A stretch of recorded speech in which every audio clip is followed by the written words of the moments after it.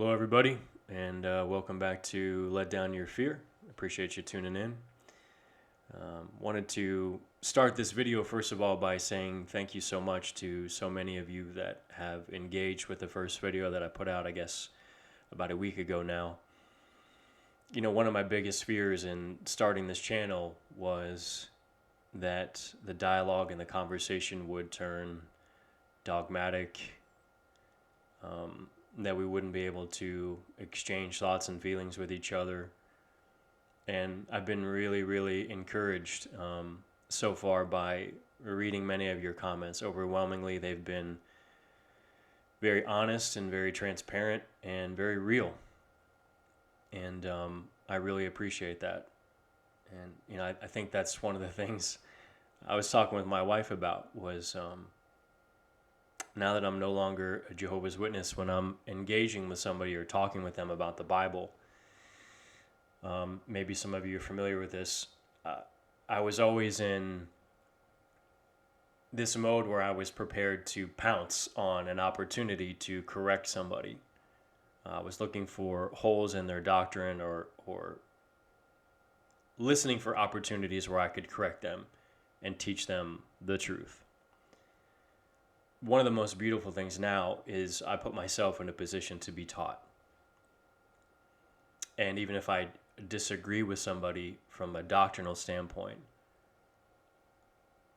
I respect them and value them enough to listen to their perspective on things, to allow them to read a scripture and tell me how that's touched or influenced them. And I think one of the things I've missed out on most of all from while I was a witness was other people, their stories, their experiences, their perception, their walk in life as a Christian and what that's looked like for them. I've missed out on a lot of that. And I've been edified and taught and encouraged so much by people, by other Christians, that I've just really enjoyed that.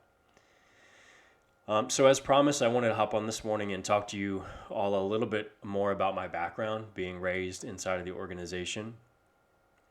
And that's definitely not a very important topic, but there are a few particular things that have happened in my life as a witness, especially as a young person, that I look back at now and reflect on, and they mean something very different to me maybe than they did when they happened.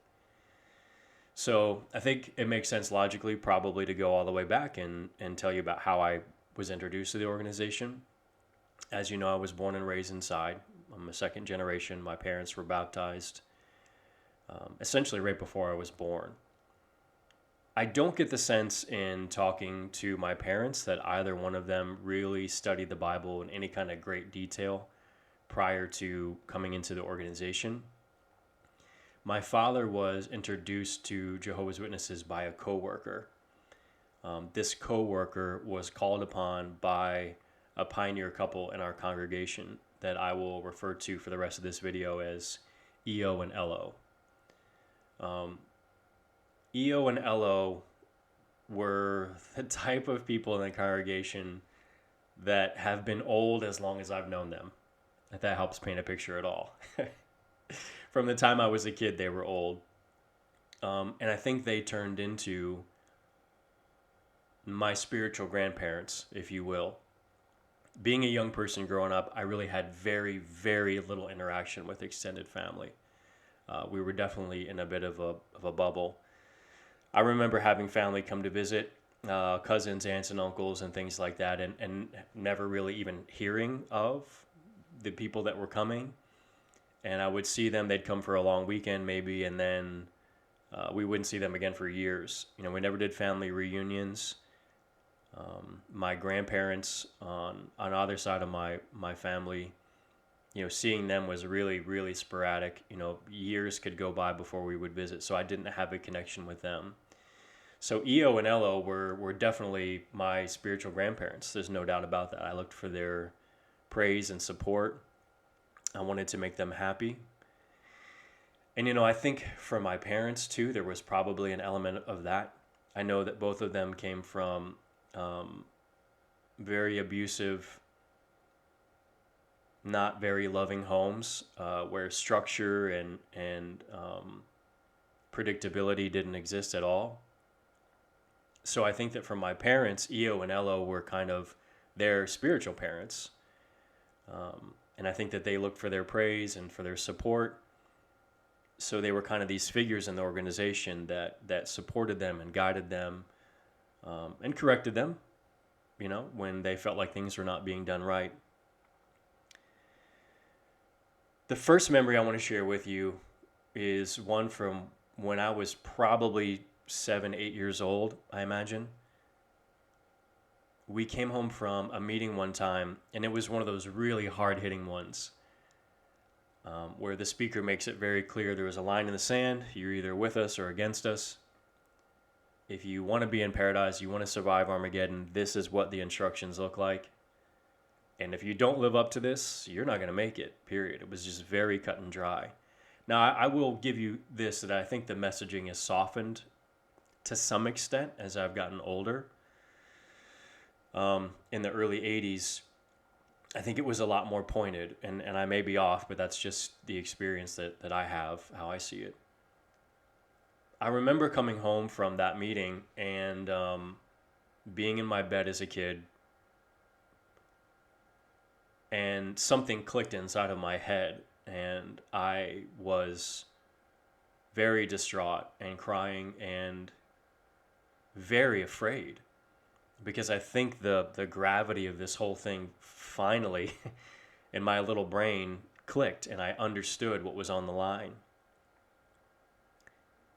I remember my parents sitting on either side of my bed and trying to console me, and I don't remember what they said now, but they were trying to make me feel better. But I remember saying out loud verbally to them, I don't think I'm going to make it. I don't think that I have what it takes. What if I don't make it? What if I'm not good enough? And there's so many different tangents I want to go off on regarding that. But I think the biggest point of that for me, looking back, is I think from that moment forward, my service to Jehovah, my service to God, what I did, how I acted, how I behaved, how I presented myself was no longer based on love entirely. I think I became very aware of the fact that there were some pretty specific directions and pretty specific conditions that I had to meet to be acceptable to God and to have salvation. And the impression that I got was that this was not going to be an easy thing. And I needed to be aware of the fact that it was not going to be easy. It was presented to me, or maybe I just received it, that it was going to be so difficult.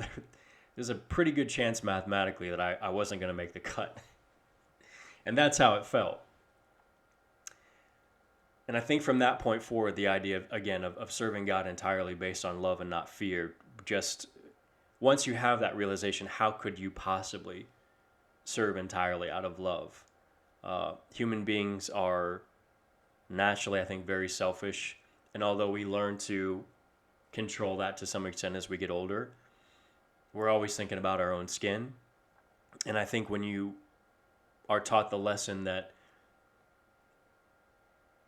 inside of the organization, there's a particular path that you have to walk, and you're not going to survive if you don't walk it.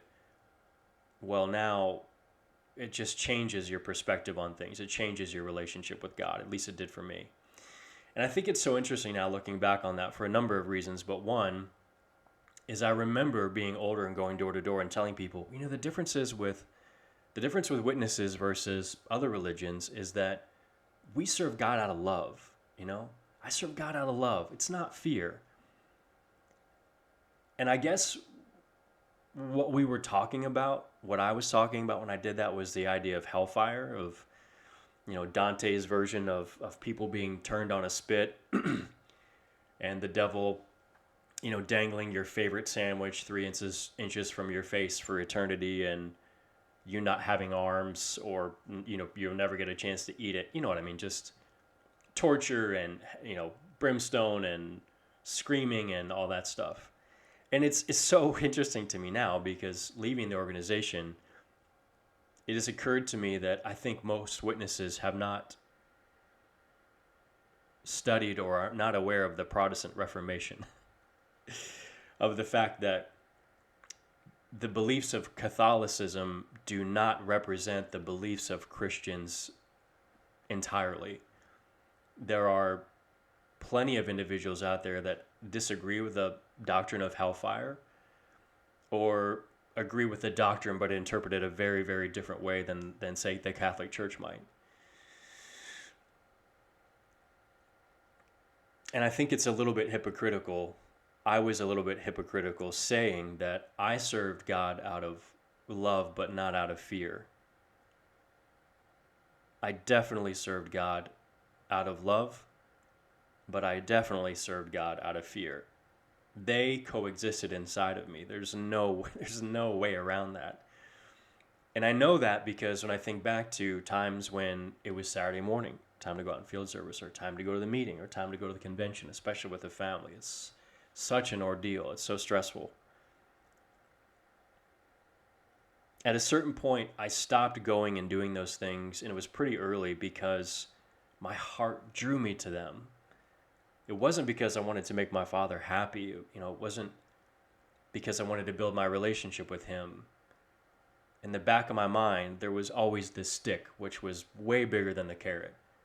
And that stick was guilt. It was, I need to be doing this. I should be doing this because I've been told it's the path. It's how I should walk. It's how I should live my life. So I think that's very profound for me, looking back on that. And I'm not speaking for all Jehovah's Witnesses. Of course, I think there are plenty of them out there who probably maybe don't feel that way. They don't feel the stress and the burden and the frustration of performing and executing these specific things at specific times every single week. But I think there probably are some of us that do feel that way, and I don't think I'm alone in that. The second thing I wanted to talk about was a moment where later on in life, not too many years down the road, I was probably 9-10 years old.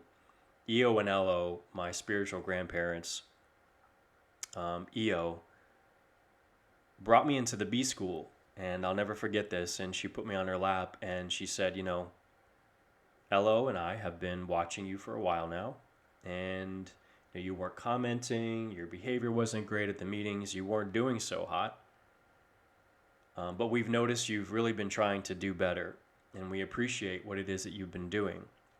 And I don't have it on now, but I wear it oftentimes as a pinky ring. She gave me a ring that belonged to LO when he was a child, about my age at the time of about 10. And it had his initials stamped on it, and he'd had it his whole life. And they took it and had it sized and put my initials on it, and they gave it to me. That was the first time anybody ever gave me something like that. A memento from their family, a keepsake. And it was very profound to me. I had it resized a few months back, and I wear it now, although I think that they'd probably be very disappointed. I know they'd be very disappointed in me for the decisions that I've made. But I think what I take away from that, looking back now,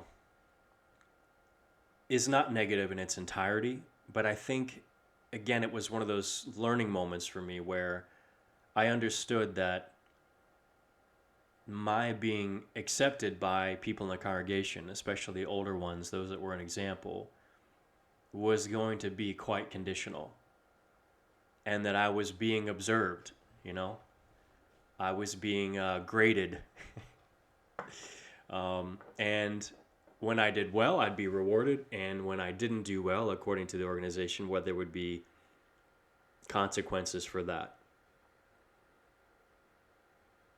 And I think from that part, from that time forward, I became very concerned about perception. Not so concerned about it that I became a fake person, but concerned enough about it that it factored into my world and how I presented myself to people around me. It was another one of those moments where something clicked inside of my head, and I became aware of this layer, this social layer that existed inside of the organization. So it was a learning moment for me. The last thing I want to discuss is an example that my father unknowingly provided for me that I think stuck with me in a very deep way, and I look back now as just being invaluable. I remember being a teenager, probably 13, 14 years old. We're having a congregation like refurbish. We're redoing the outside of the hall, planting flowers, and like a spring cleaning essentially. And I remember the brother who was in charge of the project, the exterior was not around for some reason. He didn't have the congregation credit or debit card. And they were really pressed for time.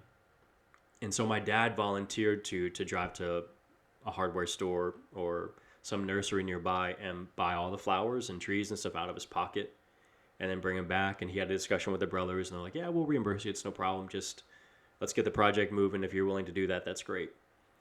So he goes down, he makes the purchases, they come back, they complete the project. And I remember it was a real struggle because there was this brother inside of our congregation who was an elder, who was in charge of the accounts, who was, in his own eyes, a patriarch. You probably can picture this person, like perfect suits, the necktie with the little crease right there. Oh man, I still don't know how to do that. Glasses never crooked, hair always perfect. Like he's shaved, walking in the door, well moisturized. Nice watch, little pinky ring, handkerchief. That matched the tie. You get the picture. He would have made a great salesman or politician. And I remember him going back and forth with this gentleman who was in charge of the accounts trying to get reimbursed. And I don't know what the root cause of it was, but for some reason, this brother just would not pay my father back for the expenses that he came out of pocket for. And I will never forget this moment. I'm standing inside of the Kingdom Hall. It's before the meeting starts. And I think my father has finally just had it. He's done being jerked around, and he is having a conversation, a very close talk with this brother. And I can see the brother is smiling uncomfortably. Now, my dad, when I was younger, had a temper. I never saw him express that or let that out around anybody in the congregation. But never forget, he's talking to this brother, and I hear him say, I need to get reimbursed for the money that I spent. It's not your money, it's mine. I was doing what I could to help the congregation out, but I have a family, I have expenses, and I need to be paid back. And this brother was just hemming and hawing around it and basically just giving my dad a hard time, saying he wasn't going to repay him. And I'll never forget, my dad looks at him, he reaches across, and he puts his hand right underneath the lapel on his suit, and he slowly brings his hand down, and he goes, you know what? We learned in kindergarten, it's not right to take things that don't belong to you. What? You can't talk to an elder like that. You can't talk to an elder like that. Such a small thing. But not to me. When I saw my dad do that, I saw him rise above the organizational status quo and demand that people inside of the organization do what's right and what's wrong just based on simple logic, right? That he was not going to be steamrolled. He was not going to be pushed around. That he was a man. He was an individual person. And what's right is right and what's wrong is wrong. I sound like a Boy Scout. I know that. But that example to me of him being independent in that moment and not kowtowing to position, not being worried about the spiritual repercussions. I can't bang this mic around too much. There's nobody to adjust it for me. Not concerned about the spiritual repercussions of what was going to happen, but knowing inside himself as a man that I don't care what organizational arrangement is happening here. What you're doing is wrong, and I'm not going to stand for that. And that example was so powerful for me. So powerful for me. I'm very thankful for it. Those were the three things I really wanted to share with you. I think on another video, I'll get into more about my experience becoming a young man, going through my teenage years, and some of the things that just really kind of were strange to me. I look back now and I understand why they were. Because like my dad, I was just being logical and I didn't understand how certain rules or things could possibly be so important. One thing I do want to share with you before I go, and I don't like making these videos all about like one specific topic. I think it's important for me to just share whatever is relevant and whatever is going on, with me in my life.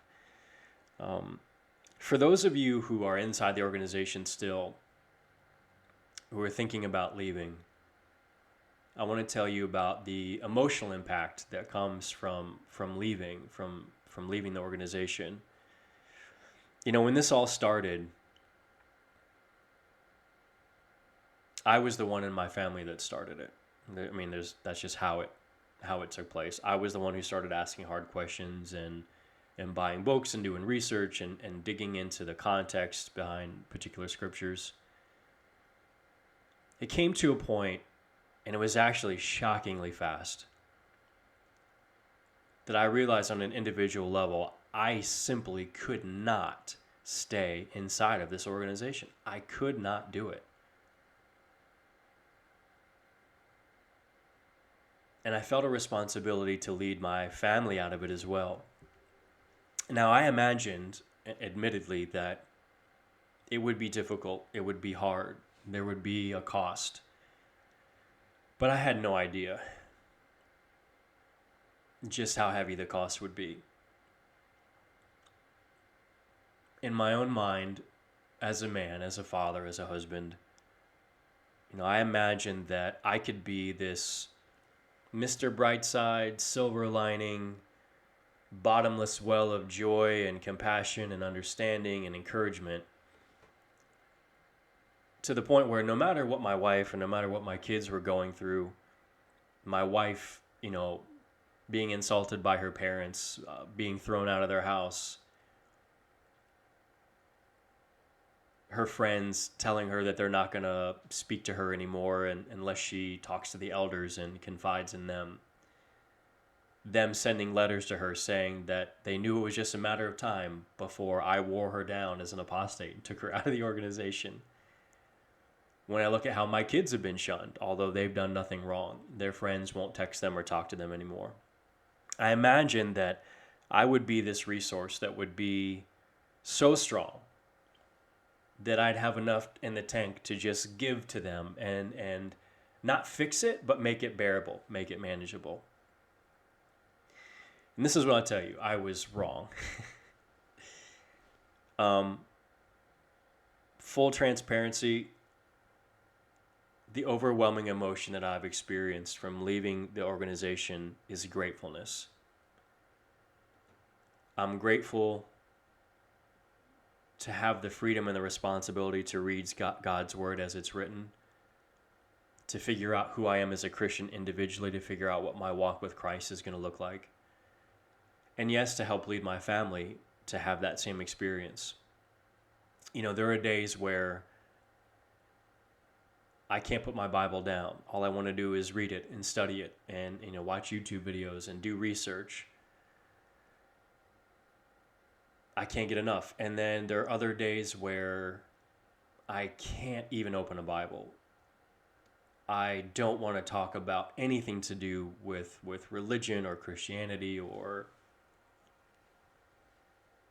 anything regarding my faith. There are days where I wake up happy and just so full of hope and gratefulness and optimism. And then there are days where I wake up and I can't smile. I don't find any joy in anything. And I have moments where when I do smile, I know I'm faking it.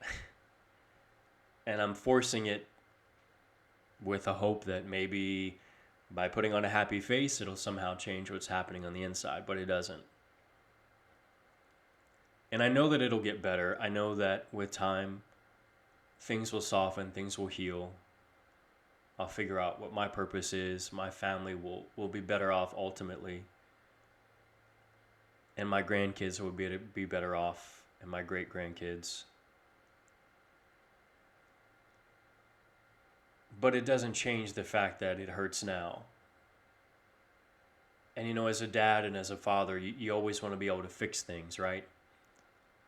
But this isn't, a flat tire. This isn't a car out of gas. This isn't a squeaky hinge. This is not something I can fix physically, And there are days, like I said, where I don't have anything in the tank to offer them. When my wife's crying and my kids don't understand why their friends don't respond to them, I can't make that better. And although I know ultimately it was the right decision, there's a lot of guilt that comes with that. Because ultimately it was me that made the decision to make this something important enough that decisions had to be made. So that's just me being totally transparent and real with you guys. I wish I had done it sooner. I wish I had done it when my kids were younger. I wish I had done it when I was younger. I'm grateful overall, but there are some really, really tough days. And I pray that they become fewer and far between. But I think, like I said, my original video, that this channel is going to be, I think, directed to men, to brothers inside the organization, especially those of you with families. I think you should recognize what it is you're up against if you decide to do this, if you decide to stand on your own 2 feet and to say God's word is your North Star, and you're not going to follow men. There is a cost, and it's heavy. It's heavy. Some days it's a lot heavier than others, but I have faith that ultimately we will be happy as a family. And we have been so encouraged and so blessed by people in our neighborhood, people we've known our whole lives that were Christians, who didn't have conversations with us about the Bible or their faith specifically because we were witnesses, and they knew it would be maybe a point of contention. We have had so many people in our lives reach out and be so gracious and so kind and so loving, so understanding. And that gives me faith.